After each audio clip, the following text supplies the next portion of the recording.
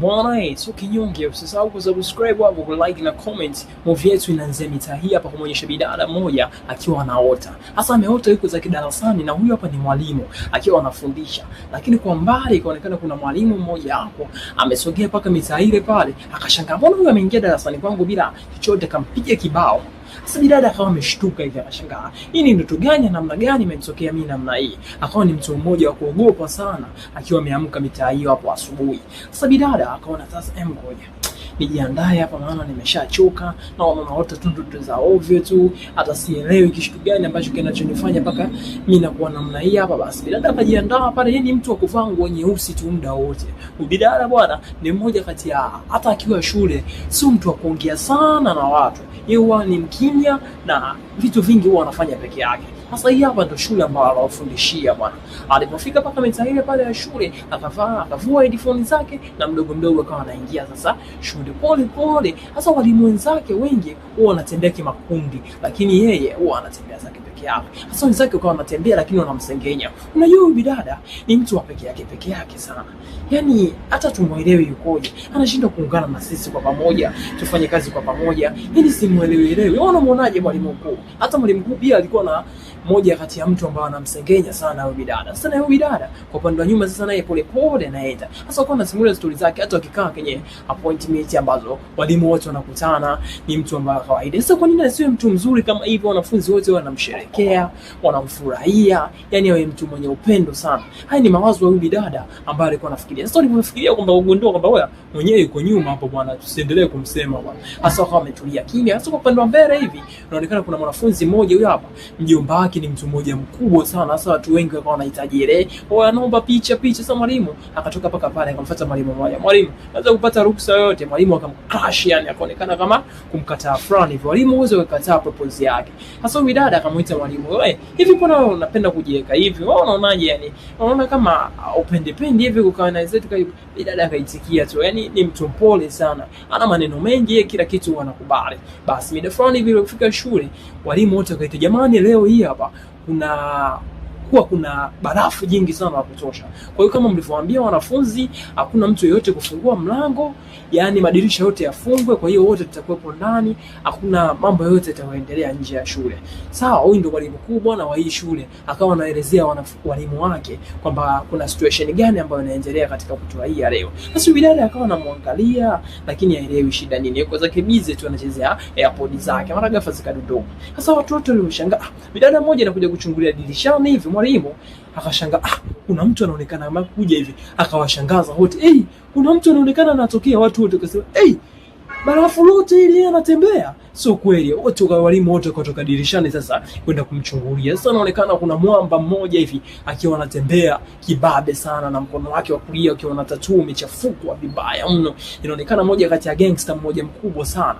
Sasa wakajisudia, ni mpaka ni mkuu mwenyewe alikuwa mtu wa kutetemeka. Yaani baridi ilivyokuwa kali nje, alafu yeye anatembea ile kama hamna chochote vile, yani kama nje kuna joto kali vile. Sasa huyu mwalimu mmoja yule ambaye yuko peke yake akawa anamchungulia. Sasa walimu wote mzee wakaanza kujificha sasa kama kuku, yani kila mtu alikaa sehemu yake walipogundua kwamba anakaribia kufika. Sasa bidada akawa anashangaa, hawa anakimbia nini? Mbona siwaelewi? Yule mwalimu alifika paka pale. Sasa mmoja akawa anataka kuziba mlango. Sasa alipiga ngumi moja tu mzee, na mlango kafunguka paka ndani. Walimu wote kanyeka, jamani, karibu jamani. Kuna shida gani? Mbona naona yani kama mnajificha mnaogopa hivi. Kuna shida gani? Mbona siwaelewi? Huyu bidada akawa anajiuliza, huyu ni nani? Mbona ni mtu mbavu hivi? Amekuja hapa kibabe afu kila mtu anamuogopa. Akiangalia chest yake mzee amejazia vibaya mno. Ni mtu mmoja ambaye yani ni mbabe wa jiji hapa. Akamwambia, bwana, mimi ni mjomba wake na Uyang, nimekuja hapa namuulizia mwalimu mmoja. Sasa mwalimu mmoja anauliziwa, yupo hapo chini ya meza mzee. Ametulia, amejificha, maana anajua kisago kitachokuja kumbuta. Jamani, tunaweza tukakusaidia chochote? Sasa walimu wakawa wanajipendekeza pale mmoja, bwana, mimi nimekuja hapa kwa tathmini moja tu. Nimekuja kumfuata mwalimu mmoja anaitwa Uyang, na mjomba wangu hapa ndani naona anamsumbua. Sasa mwanzo mwalimu mkuu kama kujitokeza, jamani, mimi ndo mwalimu mkuu hapa, so kuna chochote ambacho ninachokihitaji wewe niambie tu, sisi hapa tuko salama. Hapana, mimi kuna mwalimu nahitaji na mazungumzo naye. Kwa hiyo hakuna mambo mengi wala nini ninachokihitaji. Mimi namhitaji huyo mwalimu. Sasa huyo mwalimu kwa upande wa chini huko anasikiliza maongezi yote. Mimi sio mtu mbaya. Mimi najua ninachokitaka. Kwa hiyo nyinyi mkiniambia tu huyo mwalimu yuko wapi, akaminya kwanza.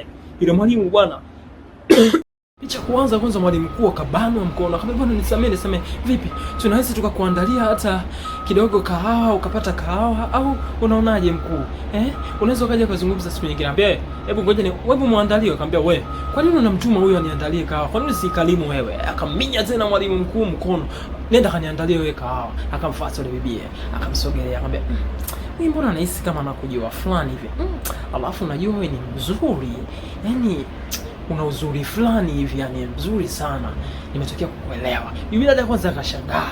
Yaani gangster kama huyu anamjibu hivi. Basi yule mwalimu mkuu akaamua kusogea pale ili kumtoa katika alama hii hapa huyo bibi dada. Basi akamsogeza pembeni. Bwana, kama unahitaji labda sigara, akamwambia nahitaji sigara kwa nini? Hapa ni shule. Kwa nini nihitaji sigara?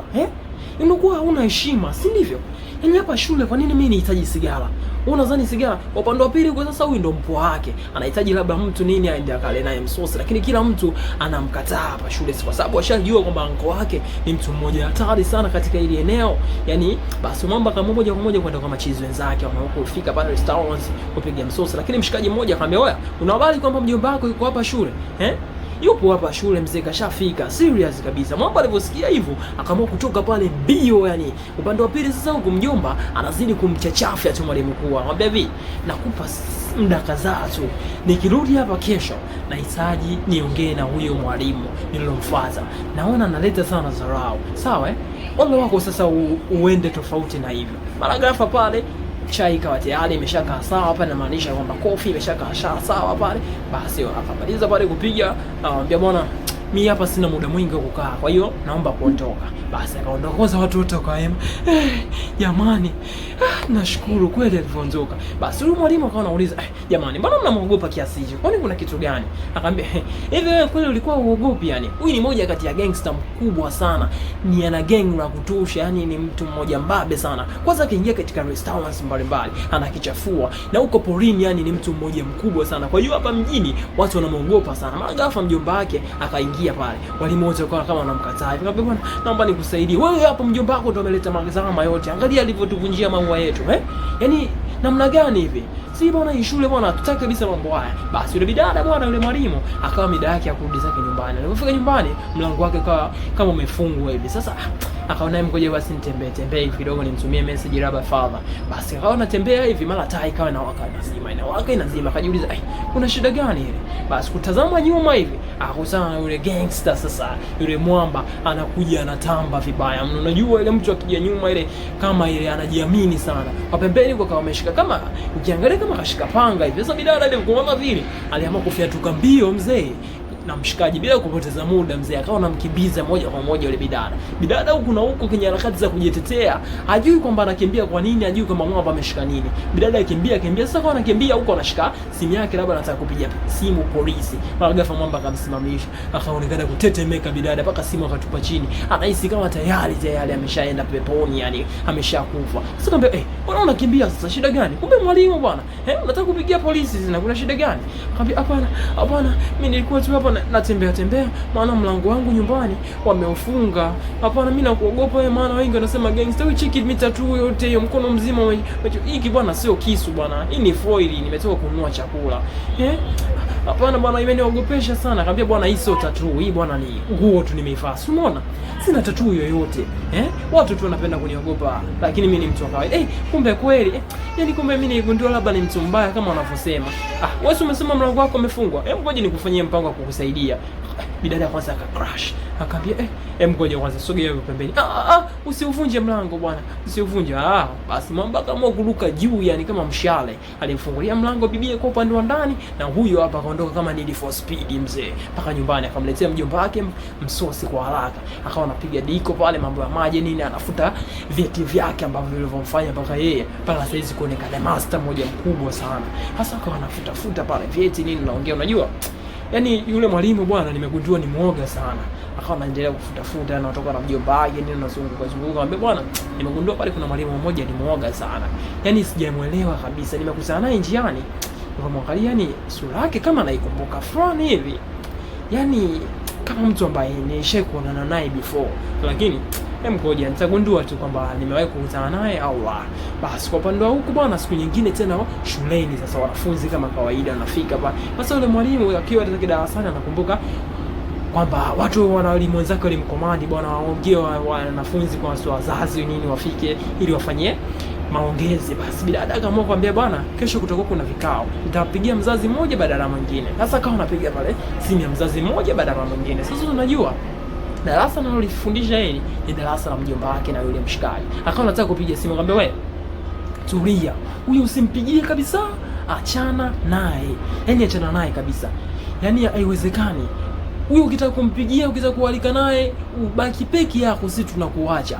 Walimu wote wakamclash yani. Kwa upande wangu sasa Mwamba, si unajua ile ametoka zake hivi nini na genge lake nini, anaenda kula msosi restaurants. Hebu tunakuandalia hapa msosi jamani baba, haina shida. Wewe waeke tu vijana katika eneo lake. Basi dada kama kumpigia simu Mwamba, akamwambia bwana, unahitajika tu hapa shule. Walimu wote wakaanza kukimbia upande wa nyuma. Unahitajika shule, kuna kikao, tunahitaji kuzungumza na wewe. Kama hautojali labda unaweza ukafika. Kwa sasa hivi inawezekana kuja Mwamba kwamba yuko kanyoka sana, anahitaji hata muda ule aende, lakini bibi akamwambia bwana, kwa kesho sio kwa leo. Basi rafiki yake yule pale mwalimu mmoja hapo kama kumvuta pembeni bidada, akamwambia unajua nini, unabidi ubadilike bwana, uwe unafurahi na wanafunzi unacheka sometimes, sio kwamba kila muda uko serious. Unabidi ukatengeneza nywele, yani uonekane mrembo. Unajua uko rafu sana, sawa, sio vizuri kukwambia maneno haya, lakini nakwambia tu ile ukweli, yani ujiweke sawa. Basi bidada bila kupoteza muda mzee akaenda paka saluni nini kujiweka nywele sawa. Yaani anahitaji kuwa mtu tofauti sana. Kwa leo hii hapa kwanza alipofika,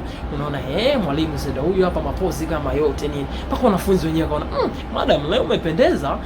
Sijui umeenda saluni gani hiyo Basi bidada akamwambia yani mtu akimchanganya nampiga ngumi. Kwa hiyo leo ndo siku ya kikao kama nilivyowaambia. Kisha soma hapo kimaliza wazazi tutakutana. Basi bidada akawa anatoka hivi. Sasa kipindi anaenda ofisini, walimu mmoja akawa anamwaga, jamani tutakutana kesho. Sasa akashangaa, mbona walimu wote wananiacha? Kwa hiyo nadhani mimi kuna jambo gani la ajabu litanikuta. Basi bidada akaamua kusogea paka kumtafuta yule Mwamba ambaye ni mjomba wake na yule mshikaji. Akamwambia hebu niambie basi jinsi gani ya kuzungumza na mjomba wako, maana walimu wote wameshaniachia msana. Akamwambia hamna bwana, wewe tu jiamini, usimchanganye sana maada. Yaani jiamini, ongea naye vizuri kabisa, hana hata shida. Mimi namwamini kwamba mimi mbona hajawahi kuvuruga naye. Basi bidada akaamua kutulia ndani, akaamua kutengeneza pumzi yani. Si unajua anatafuta confidence ya kuongea na mchizi kwamba ataongeaje. Kwa upande wa pili kunaonekana kwamba kuna moja kati ya jaji mmoja mkubwa sana. Kwa upande wa nje huko anajulikana kama jaji mmoja mzuri sana, lakini kuna vitu behind huwa anavifuatilia ambavyo vya undani sana. Moja kati ya watu ambao wanatafutwa sana katika hii nchi. Basi kwa upande wa sasa huyu jaji, yani ni jaji fulani hivi ambayo ana mambo mengi sana. Basi kwa upande pili kubidada anazidi kujiweka sawa. Sasa upande wa nje mchizi ndio huyu hapa sasa. Leo hii hapa amebeba maua ambayo alivunja last time, ameamua kuingia nayo. Basi bidada akaamua kumpokea nini, akaingia naye. Hebu leta nikupokea. Wewe unadhani nyepesi kiasi hichi? Hapana bana, karibu sana. Hii sio nyepesi, hii ni ua ambao nilovunja last time. So nimehitaji kukuleta ili mambo yaende sawa. Basi wakaamua kutulia kwa pamoja hapa ili wazungumze kitu gani wanahitaji kuzungumza. Maana walimu wenzake kumbe walimwambia kwamba uhitajike kuwaita wazazi wote waungane na huyu mzazi. Huyu mzazi unatakiwa uongee naye peke yako. Sisi hatuhusiani kabisa. Kwa hiyo wakawa wanazungumzia masuala ya masomo pale shuleni kuongezeka, labda mambo mengine inabidi yaendelee. Usisahau bwana